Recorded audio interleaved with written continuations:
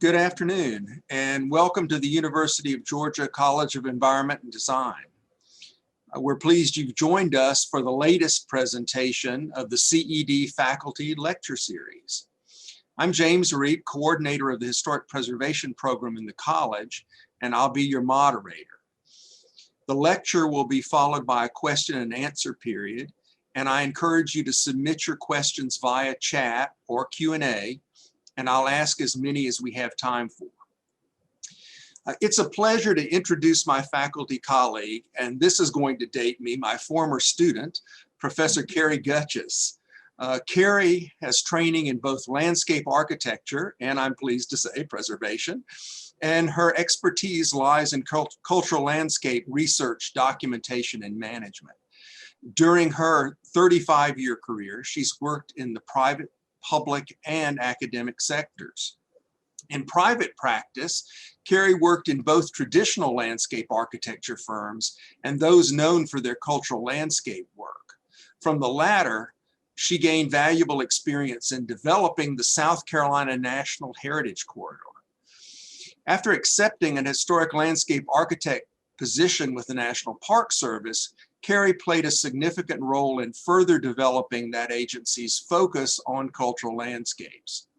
She assisted the national parks throughout the country in identifying their historic landscapes and addressing a range of cultural landscape research and management issues. And while at the Park Service, Cari was instrumental in the development of the Historic American Landscape Survey, or HALS, the most recent of the National Inventory programs, joining the earlier Historic American Building Survey and the Historic American Engineering Record. Prior to joining the College of Environment and Design, Cari held an academic appointment at Clemson University. But at UGA, she has taught courses in historic preservation and cultural landscapes, such as cultural landscape, cultural resource assessment, rural preservation, cultural landscape conservation, cultural landscape documentation, Southern garden history, and beginning this semester, cultural heritage and environmental issues. In addition to teaching responsibilities, she also directs the college Cultural Landscape Laboratory and is the newly appointed faculty director of Founders Memorial Garden on campus. So given that kind of background, I certainly would like to welcome Professor Goetcheus as she shares her thoughts with us this afternoon on environmental issues in cultural heritage. Cari, welcome. Okay. Thank you very much, James. Appreciate that introduction, and welcome everyone out there in internet land. I'm going to just jump right in and share my screen and see where we get to this afternoon.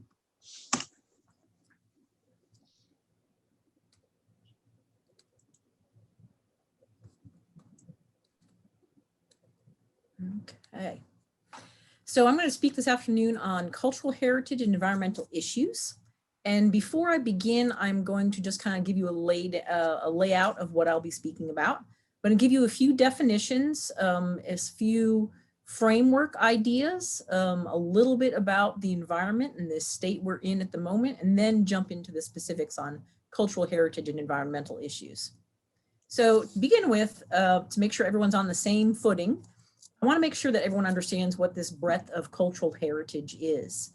So when we teach students here at the University of Georgia, the cultural heritage essentially is everything that you can think of, honestly. It is architecture, it is archaeology, landscape architecture, it deals with ethnicity, race, gender, and it can be high style or it can be vernacular.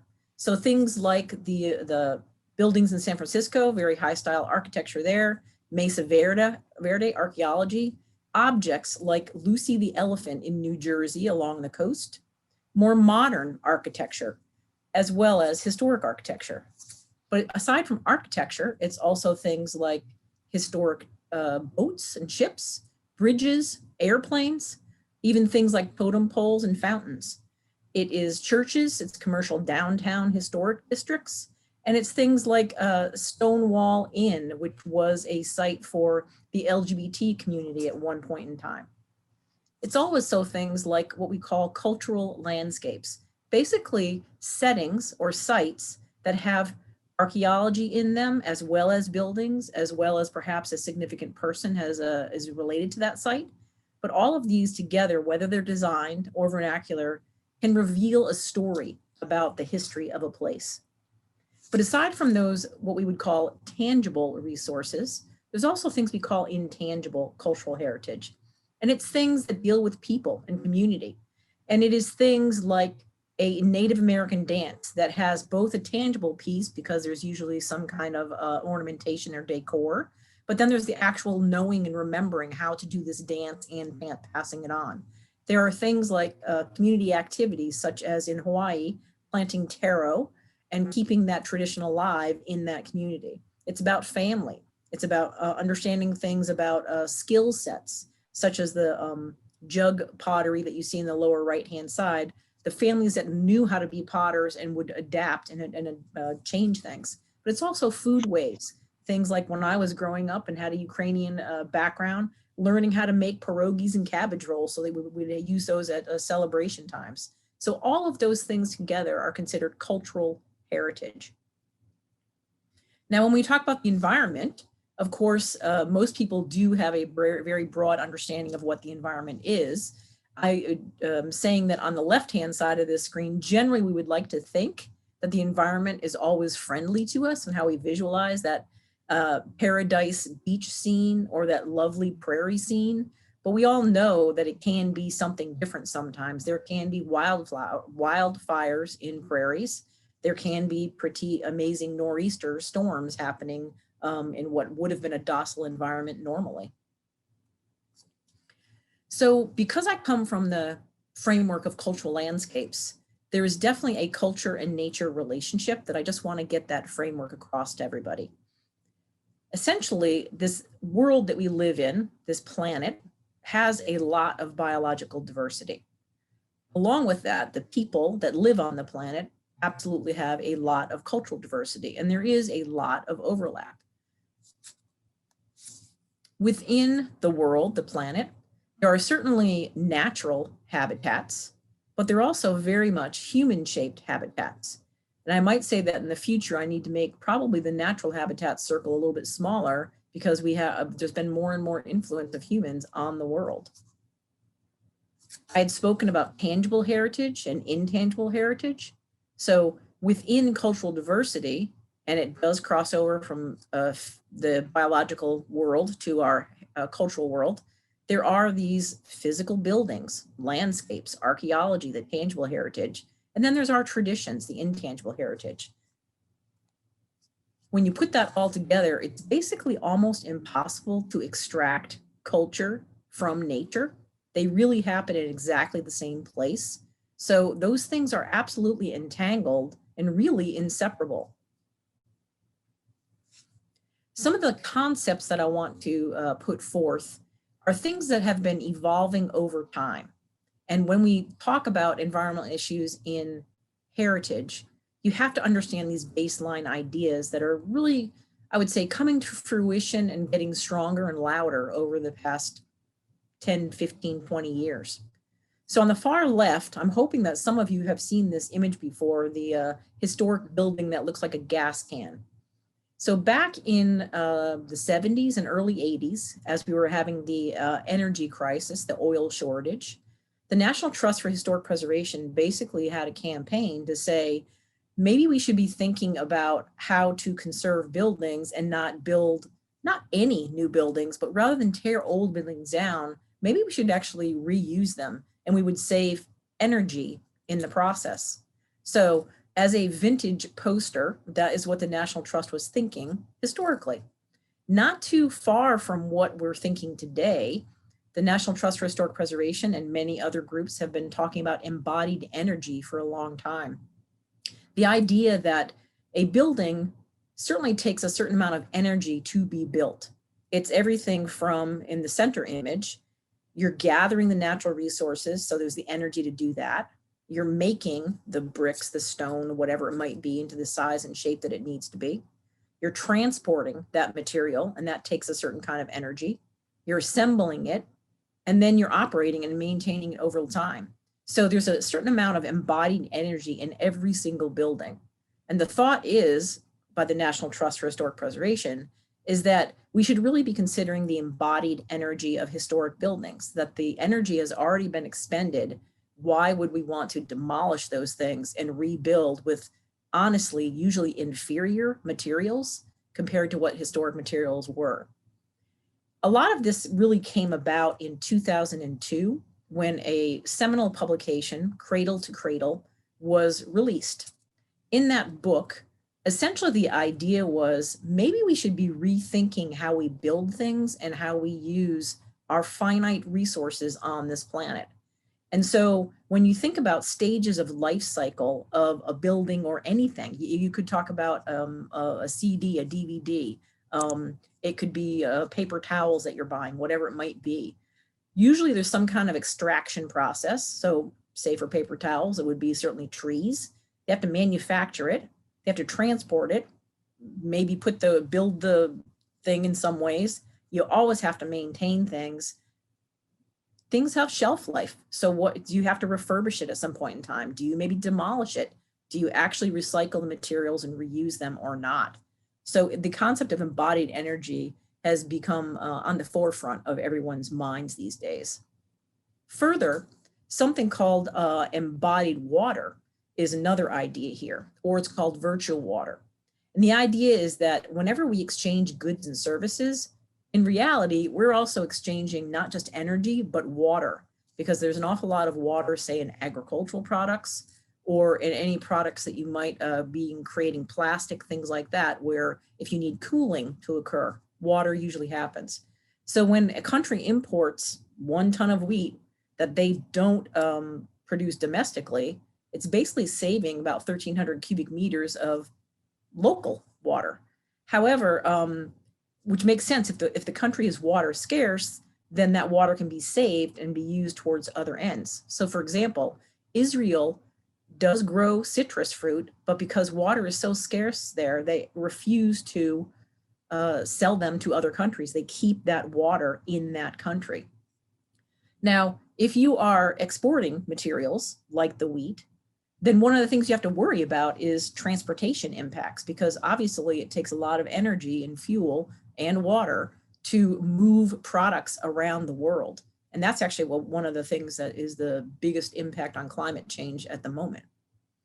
So I thought it was appropriate at this point in the pandemic to talk about Amazon and where its various fulfillment centers are from across the United States. And this is a very recent map. So what does it cost to actually distribute all that stuff that we just gotta have, right? So this kind of outlines where all the warehouses are, where the planned warehouses are, and the Southeast is one of the areas where, because many, many people are moving here, there is the idea of creating a lot more warehouses for distribution. So when you look at this, of course, there are the urban centers that have the concentrations for distribution. So you're not traveling very far there. But if you have to fly materials or rail materials or truck materials, just try to recognize all that goes into moving that material around. So moving on to the environment and kind of why we might want to think about cultural heritage environmental issues, let's first look at natural disasters. So worldwide, 2020 was a bit of a pill for many reasons. Lots of more severe storms, more wildfires, more earthquakes. So the systems that are this planet are definitely changing. And this Munich RE every year creates a map like this that highlights the key factors. However, notice that all the small yellow, purple, red, blue dots indicate other events that were happening all over the world in 2020. If we just focus on the United States and the amount of severe disasters and the cost that those disasters take, we are quite aware of all the natural resources and issues that have been happening, all the environmental changes. Whether it is a freak snowstorm in Texas, which we just had recently, can we even remember all those fires last fall in the West? And then what seems to be very cyclic, severe weather in the Midwest, tornadoes, etc. So all of this is literally the backdrop for talking about cultural heritage and environmental issues. So throughout the presentation, you're going to see these symbols that will focus on issues around the earth, issues around fire, issues around air, and issues around water. So one of the first base maps that I want to show you and share is this climate hazard index map. So when you look at this map, just know that it's basically done by counties and census tracts. It has the index over here on the right-hand side, and it indicates the number of hazards or potential hazards that are in that county. And these really range from everything from flooding to geologic shift to air pollution to anything like that. So the one thing that I want you to notice right off is that the reds and the oranges really along the coastlines. There's an awful lot that's happening along our coastlines. It doesn't mean that there's not things happening. There's still 7 to 9 things happening in the dark blue areas here. But really, there's an awful lot of the yellow, orange, and red, which is between 12 and 16 hazardous conditions that tend to happen almost on an annual basis, or certainly have happened sometime in the past. If we overlay that with national historic landmarks, those are the yellow dots, and then places that are nominated to the National Register of Historic Places, whether at the state level of significance or local level of significance, and do know that those purple dots are an interpretation because they also include historic districts. But you can see quite the concentration in the Southeast. And it's probably actually a little bit thicker than even what we show here. But the idea is you can actually see where a lot of the resources that we've already nominated are located throughout the Southeast. Just think about all the properties that have not been identified and have not been designated. And you can think that there's going to be a lot more material, cultural resources, and cultural heritage that is definitely in areas that are potentially threatened. If we are starting from, say, the earth category, and we're looking at seismic hazards, earthquakes. So we still have the layer of the historic places on.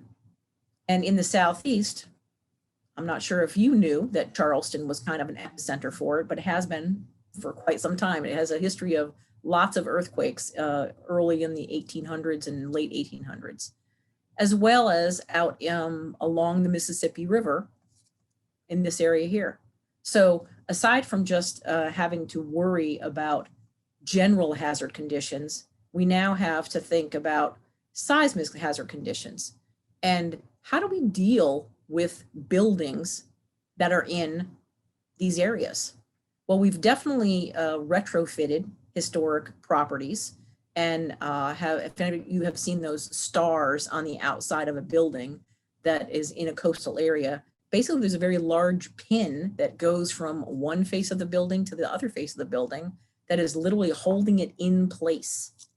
So there are, I would say, modern ways for historic buildings to be retrofitted to address seismic hazards.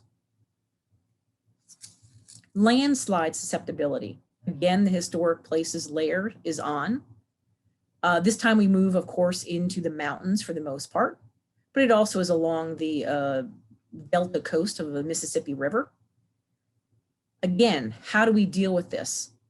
A lot of existing buildings have been identified, and usually there's precautionary measures, clearing around buildings, make sure that if those buildings are susceptible or vulnerable, how do you actually anchor them into the ground?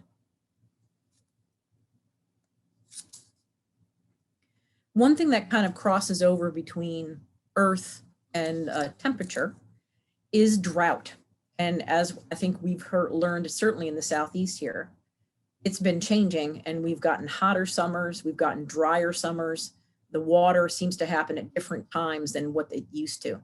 But across the country, there have been fairly consistent over the past 10 to 20 years, droughts that have been able to create this kind of map where not just across the West, but in the Midwest, in the Northeast. And I'm not so sure I actually trust this map entirely for the Southeast, because I can't imagine that we don't have a little bit more. If this had been a few years ago, we definitely would have seen darker colors in the Southeast area. So I wanted to talk a little bit about plants and cultural landscapes. So far, I've been saying a lot about architecture, but know that I also mean at the same time, how do we deal with archaeology in seismic areas? How do we deal with ethnographic resources in landslide areas? But we need to think about also cultural landscapes. So the cultural landscapes that I deal with are everything from historic designed gardens like Founders Memorial Garden here on campus, to large landscapes, former plantations, former ranches out in the West. And if you think about a small design garden, say like Founders Garden here, it's a colonial revival garden. It has a lot of boxwood. It has different tiers and levels in it. If the temperature changes, then it gets hotter. Plants that were planted originally for a design, say back in the 1880s or the 1920s or even the 1950s, may have a little bit of a rougher time as our planting zones across our country actually shift. And they are shifting. You can see in this image that they have literally moved up. And this is just stopping at 2010. It's actually worse than that now. And it is going to be changing more and more. So if we are going to be replanting, or we see problems in the landscape with things dying because of heat and drought, then we may have to actually think about taking plants out that were truly historic and replacing them either with more resistant or native plants. One of the things there is you have to be aware of what's the original design intent for that property. Can you find a plant material that is of the same texture, of the same color, has the same habit, is able to be sheared across time for hedges, things like that. So there's a lot that goes into thinking about, oh, a landscape's a landscape, it's going to get flooded, it's going to have drought, we can't do anything about it. Well, we might be forced into thinking about what to do about cultural landscapes, specifically when it comes to vegetation. Fire. There was nothing so sad as to see Notre Dame de Paris in April of 2019 on fire. A building that has been able to withstand many a thing for centuries was up in flames. Now, fire obviously can happen in a couple different ways. One, it can be accidental, and accidental could be literally wildfire, like it is in the top, which we know can be both accidental and purposeful, but I'll say accidental for the moment. Even if you are repairing historic buildings, fire can be an accident. You don't know how combustible the materials are that you're using for re-roofing, or you leave it in an area that is not the appropriate ventilation, that kind of thing. The materials that we use to put roofs together or buildings together historically do have a certain combustion. We were using pine tar for things. We were using other kinds of materials that we choose not to use anymore. So what you want, of course, is for this not happen at all. But there are times when in the lower right-hand corner, you do have fires that take everything down, and that the only thing that's left is this kind of archaic structure that just pieces are left, chimneys to show this textile mill and how it changed over time. However, there are things that can be done for fire. Most of the work that's been talked about or thought about for buildings and for fire is archaeology and buildings. There's been a little talk about environmental issues and how to deal with those on the cultural landscape side of things. But again, sometimes it is or isn't possible to address things. But if we know, say for prescribed burn, that you are going to have a fire, there are things that can be done to prepare the site. So say for an archaeological site or for a building, one of the first things that gets done is to kind of create a clear zone around a building so that basically there's no fuel near the building that might catch it on fire.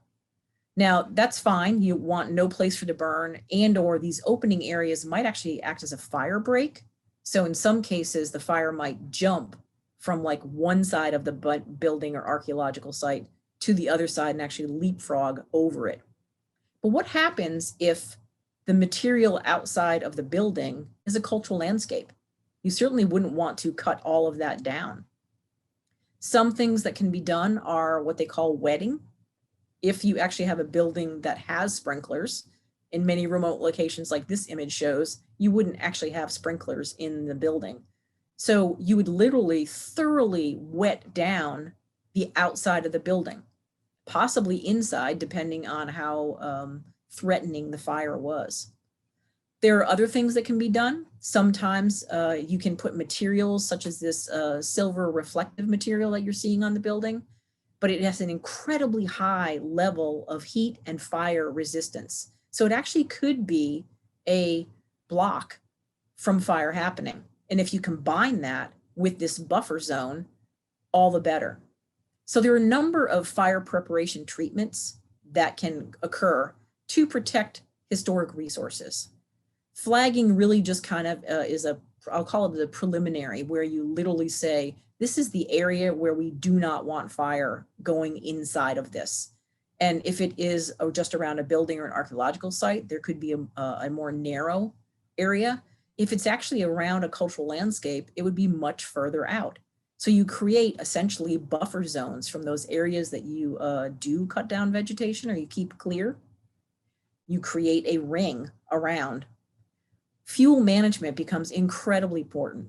One of the issues with the wildfires we've had is that there has been fuel left on the ground that we weren't allowed for a very long time to do prescribed burns in the United States Forest Service or National Park Service. And so there was more than enough fuel to really get out of hand. And so if you actually take care and maintain and do fuel management ahead of time, then maybe there's less opportunity and less need to cut down a lot of what could be historic plant materials. There are also what they call foam wetting agents. So it's a chemically defined way to keep the fire from starting.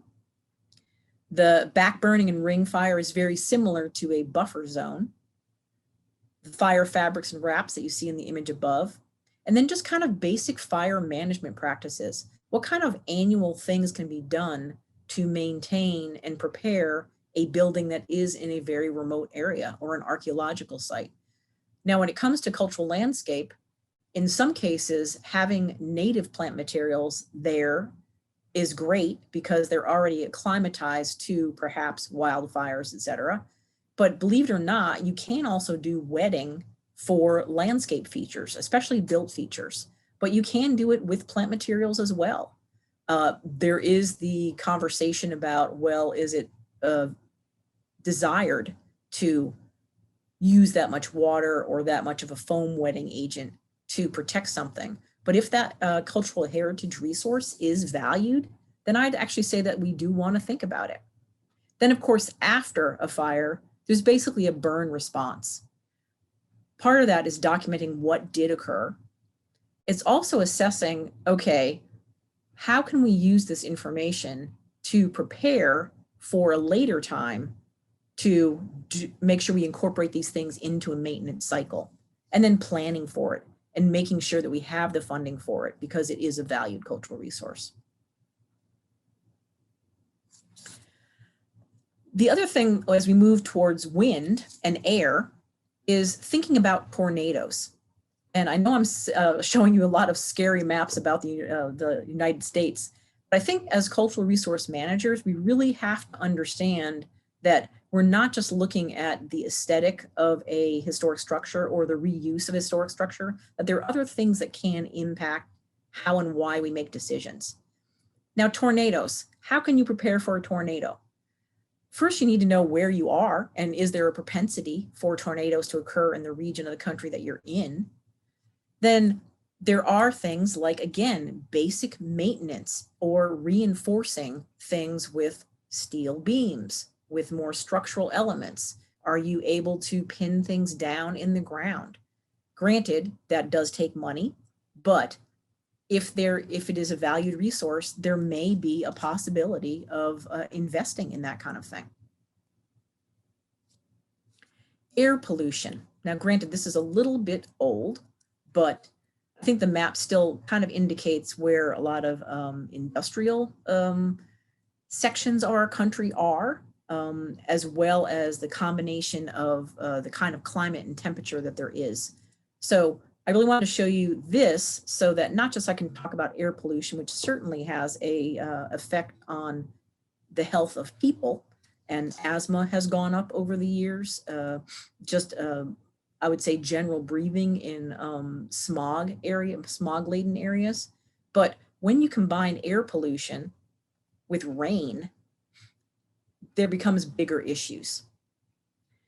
There are things from air pollution that the lower left-hand picture indicates of you're visiting a historic site like the Taj Mahal in India. And do you actually have an unpleasant experience there for a couple reasons? One, because it's actually hard to breathe and it might not be healthy for you to be there.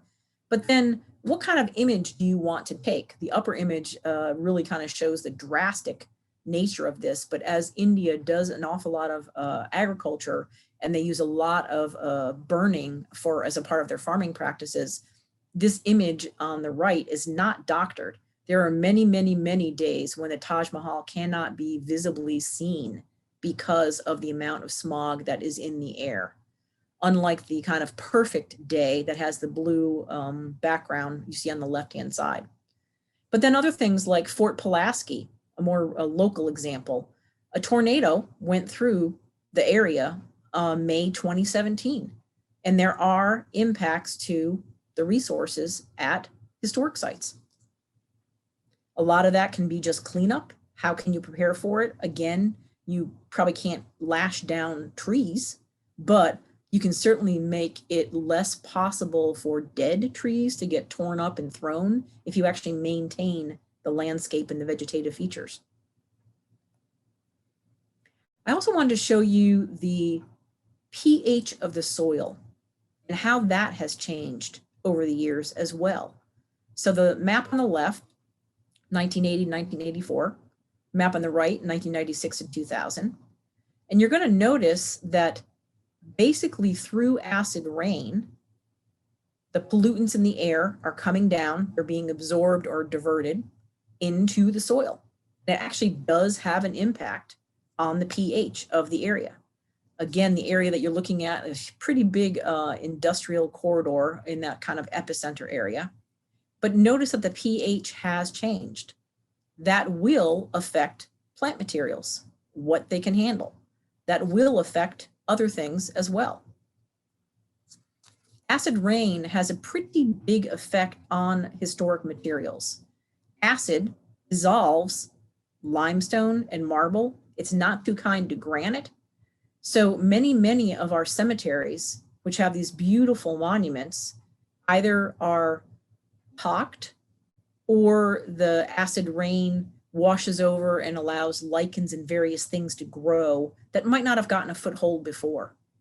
Luckily for cemetery monuments, there are non-intrusive ways with baking soda, not blasting with high pressured water, but with good old hand scrubbing and baking soda, you can get things, materials like that off. You'll notice in the lower right-hand corner, acid and rain has had effect on sculptures and monuments in the urban cities of Europe and all over the world for a very, very long time, especially during the Industrial Revolution. So many of the, when all of the pollution was starting, it's had plenty of time. So you can see the image on the left and the image on the right, how literally barely 60 years and you can't see any features on that sculpture. So there had been a program in the United States, and I believe it went international, called SOS, Save Our Sculptures. And it really was an all-out campaign to make people aware of what air pollution mixed with water, having it be acid rain, have the effects on so many of our historic buildings and our historic sculptures. But aside from the built features, when we come back to cultural landscape, Obviously, acid rain has an effect on pH of the soil, and it certainly has an effect on plant materials. In higher elevations, there can be plant materials that are more apt to be affected by acid rain. And so you have these stands of dead wood. So if you're thinking about conserving a cultural landscape, you may have to seriously think about what is the air pollution, not just in your region, but because we know that air moves across the globe in patterns, where is pollution coming from? Do you have to keep an eye on what's going on in California to understand how to protect something in Nebraska? Possibly. Same thing worldwide. Now, as we're moving towards water and wind further, hurricanes. This map indicates the frequency of hurricanes between 1964 and 2013. The darker the blue, the more frequent the hurricanes. Again, our coast is really going to be impacted where all those historic resources are and continues to be. And the storms are getting stronger, they're more intense, and they're lasting longer in some ways. Along with hurricanes, which is just water and wind coming onto land, we also have to think about storm surge and sea level rise. With the Gulf Stream slowing down, and that has detrimental and complex impacts on the coastline, the fisheries, and many other things. Again, here's a map that indicates where National Historic Landmarks and state and local historic resources, primarily along the coast, are in the Southeast. So certainly up in North Carolina, all the barrier islands, there's a lot of lighthouses and various things. But even if we look at Charleston and Savannah, all the way along the coast, many of the military forts that were built along our coast are already being hugely negatively impacted. And this is just showing really if there's a 3-foot or a 6-foot rise. And before you think that 3 feet or 6 feet is like, oh, we'll never get there, believe me, Miami and Charleston on a rainy day can get backwash, backflush from storms. The sea level rise can go sometimes 10 feet. And then looking a little bit more specifically at both Charleston and Savannah, when we look at the number of historic resources that are truly in these areas and looking how far back up the various tributaries the water is going, there is going to be a lot of damage, and has been a lot of damage.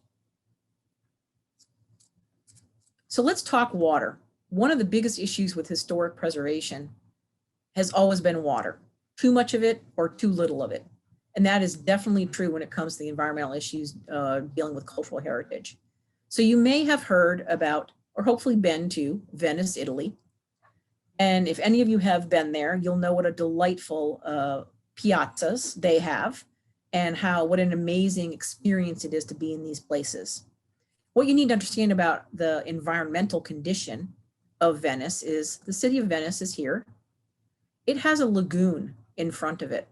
And it's long had a bit of, I'll call it a barrier island type scenario that fronts the lagoon. For many, many, many years, as sea level rise has happened and waters have increased, it's become more and more common for something like this image, that when you are visiting Venice, you end up on this crowded platform, because this could be anywhere from 1 foot to 3 feet deep in water. And that would not be a pleasant experience. And yet Venice is this marvel of architecture. It's a marvel of a city. And so way back in 1987, a proposal was put in that there be a way to close off a bit of the lagoon in times of need.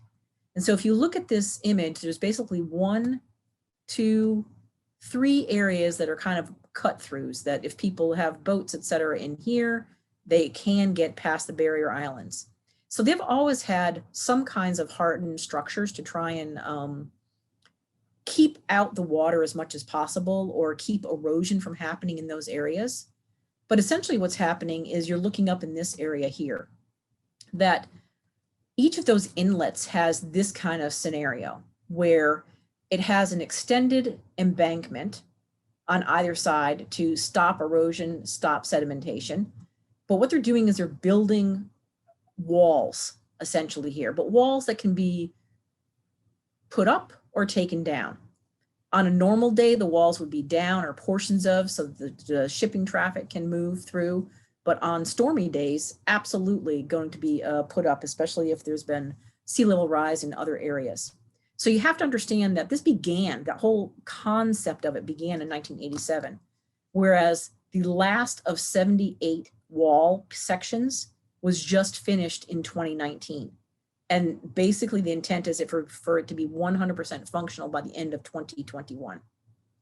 So the cost of that far exceeded what the prediction was, 5.5 billion euros, which converts to 6.5 billion US dollars.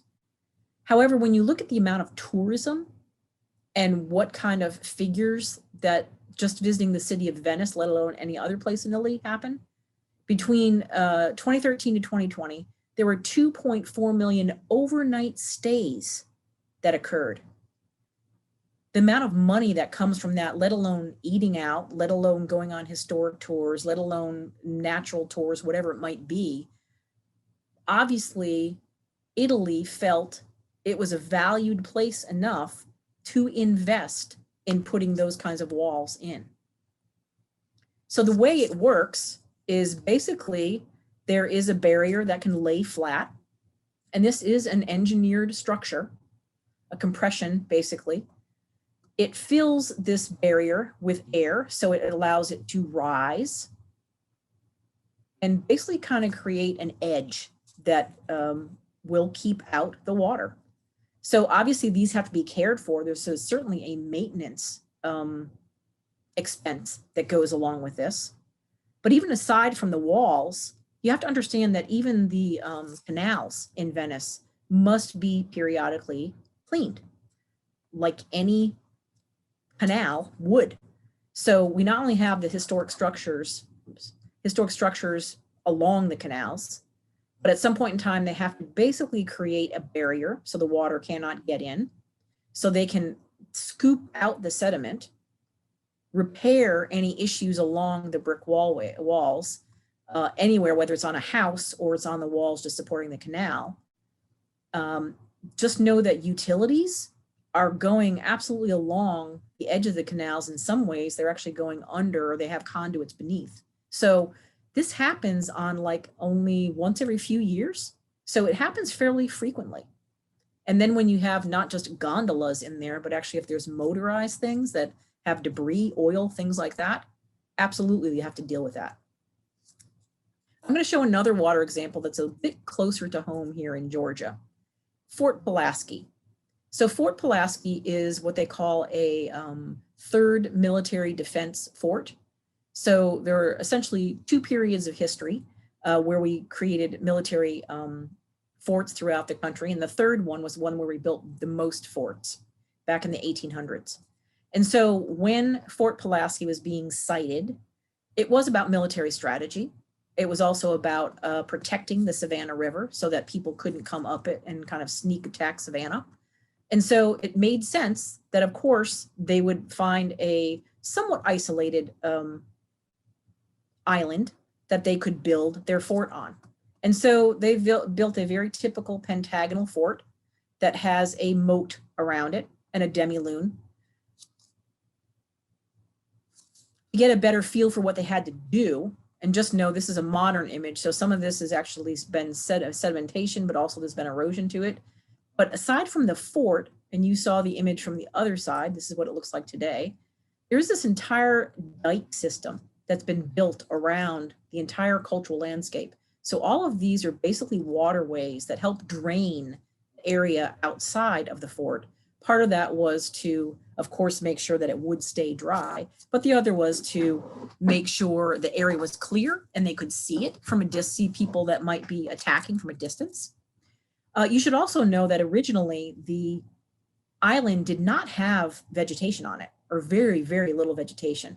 What has grown up that you can see in this image really has either been, I'll say, planted if it's near the parking lot, but a lot of this has been either native vegetation that has found higher land that it can grow on, or it's been purposely planted and then allowed to expand. So water, Hurricane Matthew, October 2016. Very common thing that happens to Fort Pulaski way too often. But things like the 1960s visitor center, which they were wise enough to put up on piers, but it is flooded nearly up to the door. You can barely see the moat around the fort because of how much of that land that had been drained. It's just so low, and the drains honestly are so old and not maintained well, and sea level has risen, that it can't actually drain the areas very quickly. Then 1 year later, Hurricane Irma. So imagine yourself just wandering around the landscape and you're at an interpretive panel. Well, you could swim there here, but then the unfortunate thing is if we've put cultural resources out into the landscape, what does that salt water do to the metal, to the wood? And what kind of things have to be done to take care of those kinds of cultural resources? So Fort Pulaski has been going through a process for quite some time to figure out, they know what is inevitable, that the island has been having issues and it will continue to have issues. So there has been a process created within the National Park Service about hazard mitigation and trying to create basically a scale of how much exposure does something have, how sensitive is it to saltwater, stormwater surge, this and the kind of stuff, and what kind of vulnerability does it have? So you can see on this map, what they were looking at was the transportation onto the property and around the property, as well as the buildings. So know, of course, that there are a number of different buildings, not just a fort on the site, but there are historic administration buildings. And by that, I mean, it's a cottage that was built in the 1880s. There's also the Navy has a little post out on this island, as well as it is at the beginning of the Savannah River. Now, if you know anything about waterways and river, water certainly erodes. And so a lot, especially on curves, the water will come down and it will take out the soil and it will carry it with it. And usually it deposits it quite far away. So there's had to be a lot of beach replenishment in this area. And there have been historic resources out in this area that have had to be protected. So they are doing an awful lot of planning to try and identify what the issues are. But like I said, they absolutely know the inevitable. So in that mitigation workshop, they used computer models to try and understand what the sea level rise might be. And I'm not even saying through a storm. I'm saying that because of how the Gulf Stream is changing, because things are slowing down and truly glaciers are melting, et cetera, the water is going to rise no matter what, okay? It's a matter of how much. And then the question is, do we value this enough to do anything? Would we do a Venice wall around Fort Pulaski? How is this fort any different than any other, and there's numerous third line of defense forts that were built in the 1800s? How do we make those decisions? And then aside from all of the environmental factors that I've been talking about, there's also basically social vulnerability. So the darker the red on this map, the more those areas may not be prepared for resilience. So that social vulnerability index, basically it measures about 30 socioeconomic variables, and it's trying to figure out if a community has the ability to prepare for, respond to, and recover from natural disasters or other hazards. So either just even beyond just responding to natural hazards, do these areas have enough capacity to address issues that are not just natural, but also cultural heritage? So I'm going to end with talking about a couple of programs and some publications and kind of where we're thinking of things today. So there is something called LEAD, Leadership in Energy and Environmental Design. And it is a program that was put together a couple of decades ago. that was really meant more for new building, so that when you built a new building, you would actually think about the materials. How far away are you getting the materials from? What kind of transportation costs are involved with that? How are you designing outside of that building so that there's enough green space, so that the materials maybe are lighter in color so they won't absorb heat and be heat island impacts? How efficient are the utilities inside that building?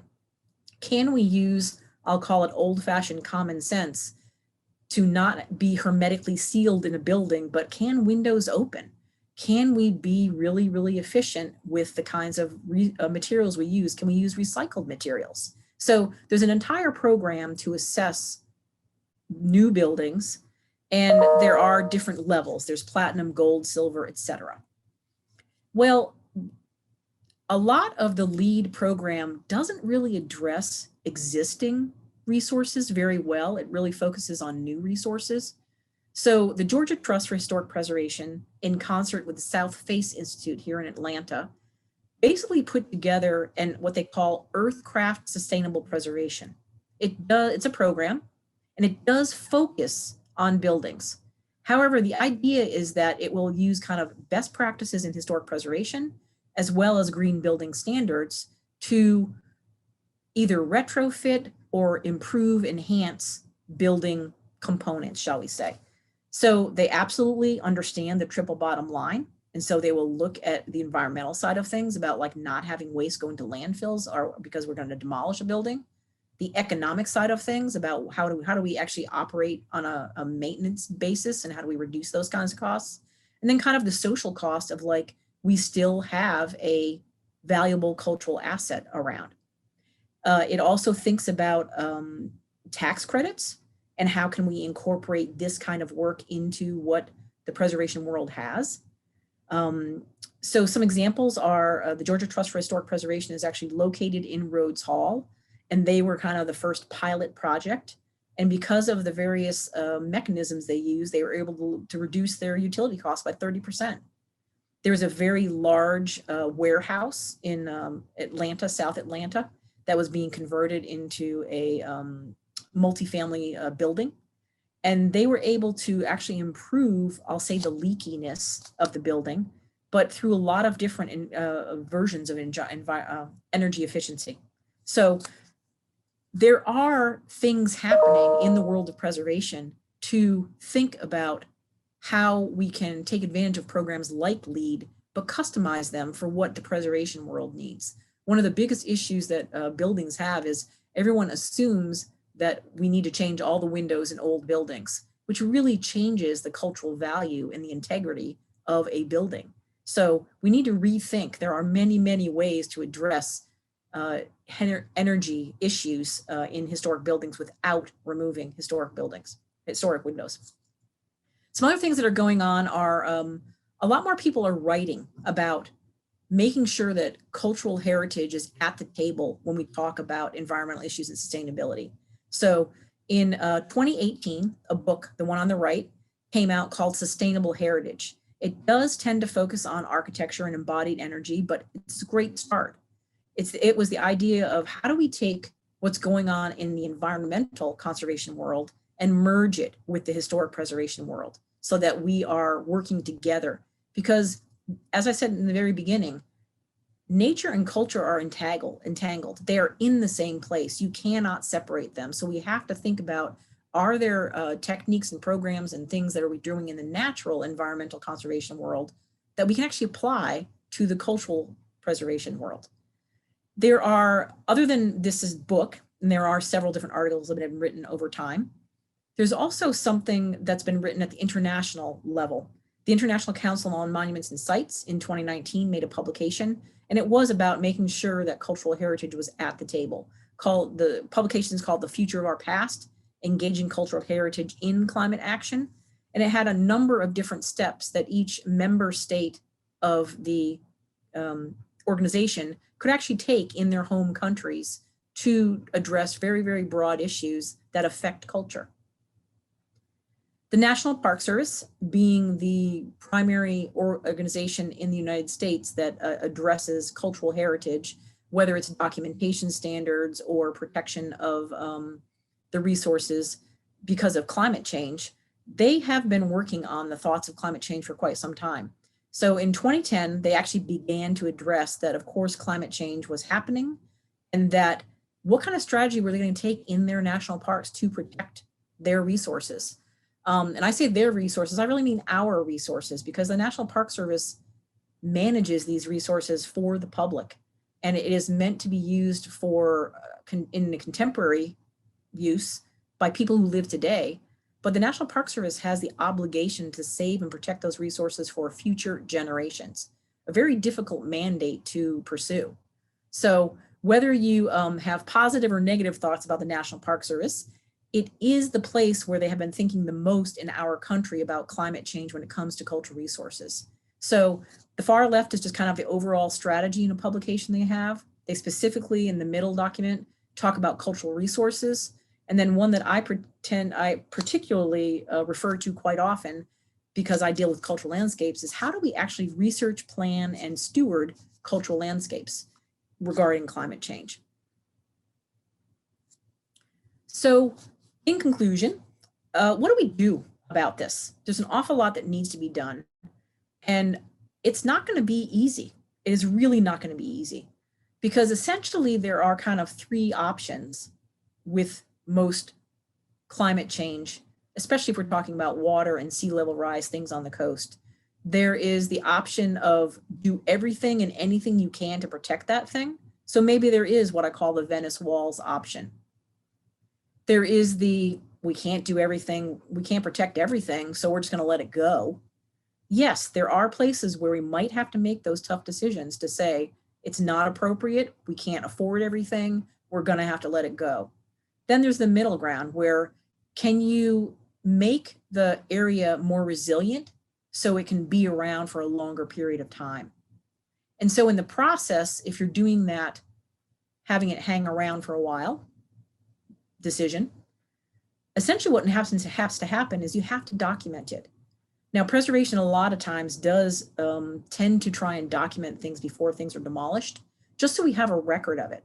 Maybe we need to think about what the level of documentation is, how detailed we get, how thorough we get. We certainly have been using new technologies in preservation for quite some time, whether it's drone footage, LiDAR, GIS, to try and capture different places, making 3D models, that kind of thing. So we absolutely need to document these places. We need to photograph them, whether it's through drones or it's through iPhones. We need to make drawings. More importantly, in this process of, we don't know when it's going to be lost, but it might be lost, we've got to maintain these things. So many times we say to ourselves, that's going to cost too much, we can't afford to do that. Well, if you don't maintain something, you are going to lose it. So we need to be much more proactive about doing seasonal maintenance, annual maintenance, cyclical maintenance. We basically have to make the decision to invest in it, because we can always say, yeah, we should have done this, we would have done that if we had, we could have done that. You know what? Just do it. So I guess in conclusion, I'll really say it really is about tough decisions that we need to, as a society, decide what values do we have for these resources? Do we value them enough? And then honestly, we have to have those tough conversations with the community and get community input about the resources that we're trying to protect. Thank you very much.